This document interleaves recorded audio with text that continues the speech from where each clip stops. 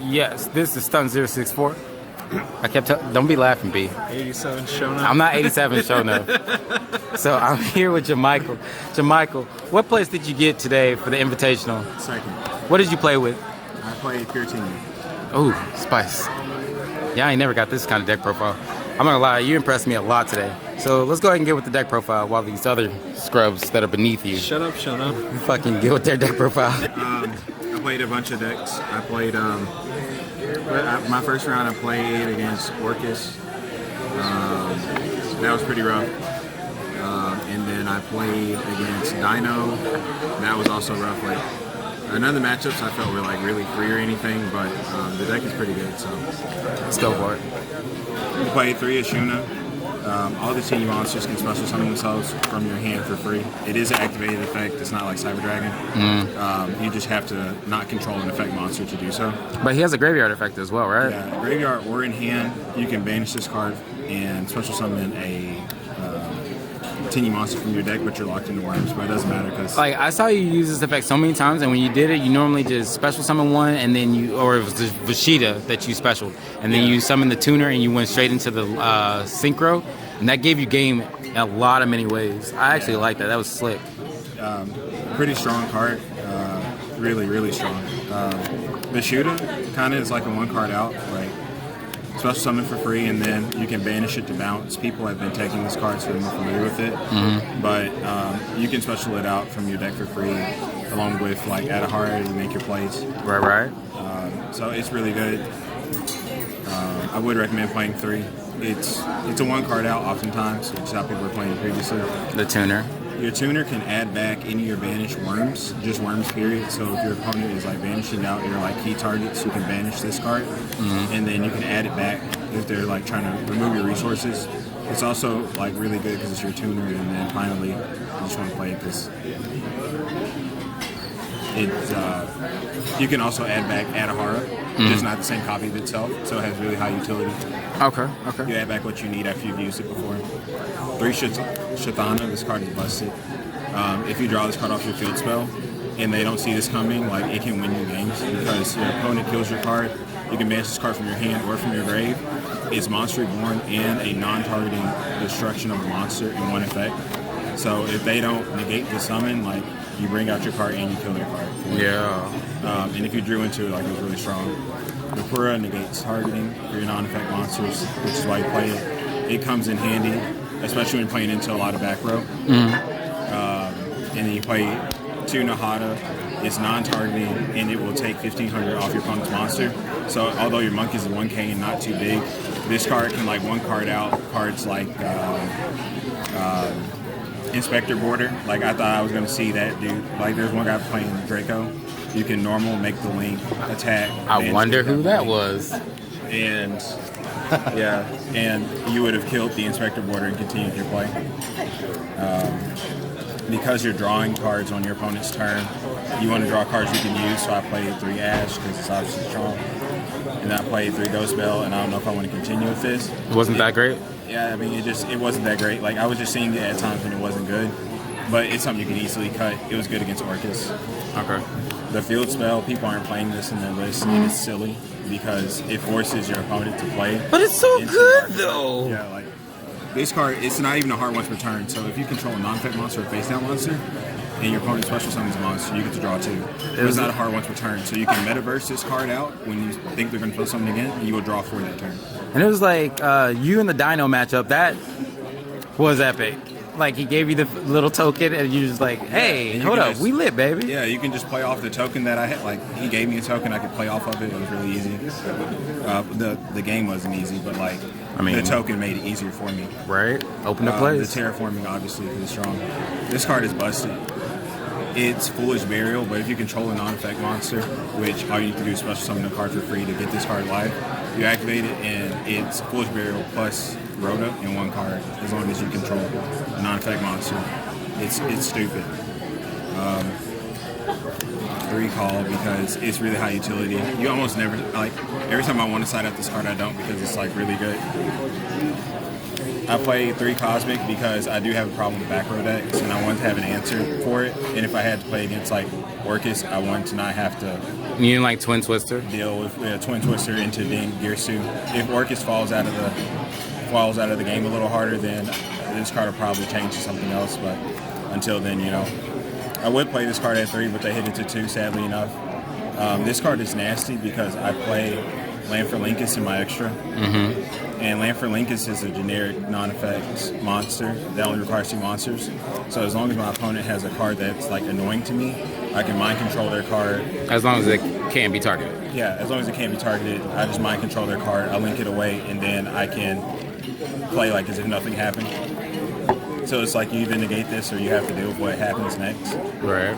And then the 1 avarice, because you really will run through your monks like really quickly. So you actually like Avarice? It actually came in clutch? Because a lot of people who have been given deck profiles, and a lot of them said this card is ass. It's really not ass in this deck. Like, in this deck. It's not make or break, but late game, it's really nice to have the 1 avarice so that you can shuffle your targets back in the deck. It came up in my Dino game, and that's the only time it really came up. I remember that. Tried to activate it when you only had 4 targets. Yeah, right. It was great. Everybody knows what impermanence does. It's just good, dude. And then the 1 metaverse. Play the 1 metaverse so that you can do the nasty play. And that's it for the name. Alright, so let's go with the extra. I don't have this organized in any particular fashion. I organized it. What was your reasoning for not playing Mayor? My reasoning for not playing Mayor? Yeah. Mayor is like great, and it helps you extend into like this really strong board. But with people like playing Nibiru a lot, you don't want to overextend. You just don't want to overextend into it. Because at the end of the day, the crux of that play is that you're going to discard the card off the shaman to bring it back. And if that gets interrupted, the whole play is over and you neg super hard for what you did. Alright, that's fair. So you play 3 of this. It just lets you get straight into your Tenyi plays. Like why isn't Monk super yet? I don't know. You play 2 of this for your mind control targets. It helps you extend. Like when you will run out of your monks, and when you do, this card is going to be like your saving grace. The next one up. You play 3 shaman. Shaman is great. It's a vulnerable card, but it's really good. When your non-effect monsters are involved in battle, you get to target a card on the field and destroy it. It hits monsters and spells, so you have some utility there. You can discard a card off of this card, and then monster reborn. So if they don't out this card, you're probably going to win the next turn because you're going to reborn whatever you made previously. So I play this card at 3, and it comes up oftentimes. I play 2. I play 2 of this card. It's disgusting. It comes up all the time, and people don't really see it coming. Like, when they look at the card, it's like, it's whatever. But then when they have to play into it, it's like, this is actually annoying. Like, it banishes the card. What does he do? It's Diet for broke boys. Yeah, Diet Boros Sword. Yeah, they call it Diet. But what does he Boros do? Sword. No, when your opponent activates a monster effect, you non-target banish that card. So your opponent activates Gazelle in hand, you just banish it. They activate, what is the authorized card? Nibiru in hand, you just banish it. They activate Multi-Faker in hand, you banish it. They never get back to Multi-Faker. It doesn't target. Is stupid. And then when you kill a card, it gains the attack, and it can attack again that turn. And it doesn't even specify in a row. So like you can bait like some plays and then swing. And like swing here, another monster, swing here, and then swing back. If they bring out another monster, that's actually pretty good. It gains the attack of the monster it kills, and it keeps it permanently. So permanently. So when they don't out this card, you kill them the next turn. Oh crap! It's really that good.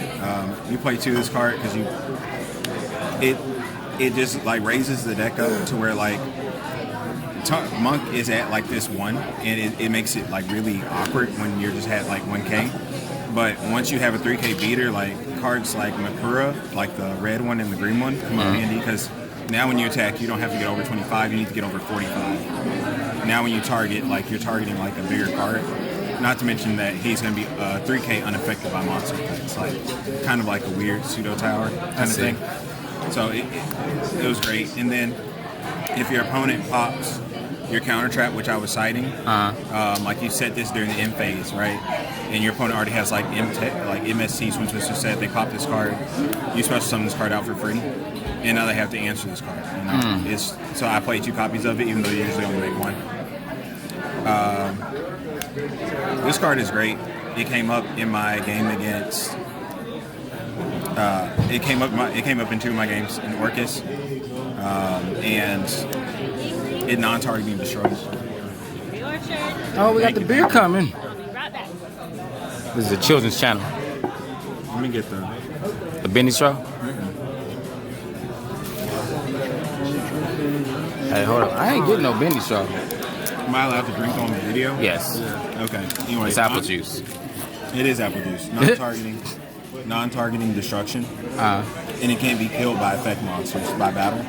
So if your opponent really is, if you're in a simplified game state, you just link 3, you pop their board completely, and you sit on this card, and if your opponent can't out it, like, you're going to continually pop their board and swing at them. You get to destroy non-targeting monsters, you know, on the field up to the number of non-effect monsters that are in your grave. And like I said, you run through your Tenyi link pretty quickly. And then I played the 1 unicorn for obvious reasons in the Bull Sword. For game. These cards could be swapped out for anything. I really never made them because my Ashuna kept locking me in. But they could come up, though. But they could come up, so that's why you play it. It is an extra deck, right? And that's ultimately why you play it. All right. Sorted. No side. Don't show them the spice. No side. You want to show them? Yeah. All right, you want to show them It's side? a 3 counter trap. It's not a once per turn at all, and it's an Omni negate. So you have 3 set, you can resolve all 3. If they pop it, you get the special summon out at 3k beater. Like, there's really no drawbacks to this card except it doesn't destroy. But if you're negating spells and traps and stuff like that, it might as well destroy the card anyway. It doesn't really matter. So if your opponent's going to force you to go first, like, you definitely want to play this card. All it takes is 1 Tenyi monster and then have this card in hand, and it's a live negate. I was expecting to play against a lot of back row, so I played 3 evenly match in the side. I didn't see it in the match where I needed to see it, and that was kind of sad. Levy. But yeah, but Levy stacks. it's a no, he doesn't. But it's a really good card. You would think he I wish I did. had seen it. I also played 3 Twin Twister. Once again, I just wanted back row, answer for like strong back row cards. The Twin Twister was great. I didn't see it, but I wanted to make sure I had it there. Your real issue with this deck really isn't back row, because if they're negating your card and popping your card, you just summon another Tenyi. Every Tenyi is an extender. But when you have floodgate cards, they're more of a nuisance. So that's why I played those. I played 3 Dark Wheel and more. I was afraid of Spiral, and there's just some decks that you can play this into and you just kind of beat them. So I wanted to make sure I had it.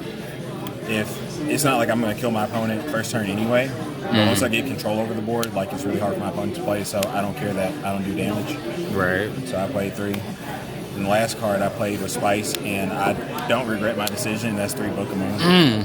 Book is beautiful, dude. Like, That came in clutch. you flip your opponent's card, like, they make an Exceeds monster, flip the card down, it's over. They summon, like, what's her face, off Spiral Double Helix, you flip her down, the combo is over. They stop. Sometimes you catch them on the what's his They don't name? stop.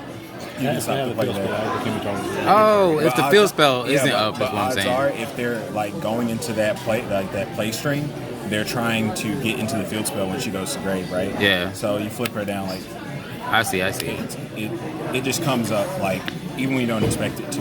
Like, being able to flip cards down on your opponent's turn, you just end their play. Playing against Orcus, right? He's doing everything he can to get out 1 Orcus monster plus these dangers and stuff like he's playing. You flip the Orcus down, the play stops. Like, there's no, like, you can't go into the link 2, it just ends. So this card was really clutch. I played the Nibiru and stuff like I played these cards over Nibiru and